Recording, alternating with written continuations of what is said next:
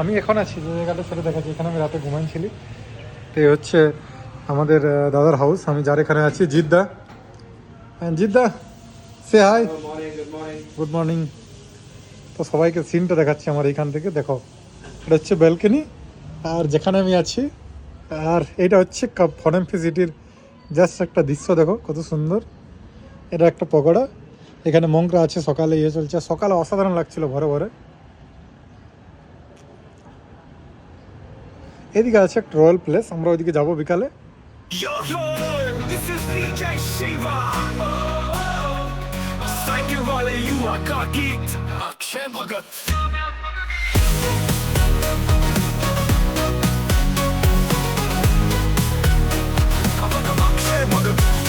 नाम है बंगाल से वो आया है, सपनों की साइकिल लेकर दुनिया घूमने आया है।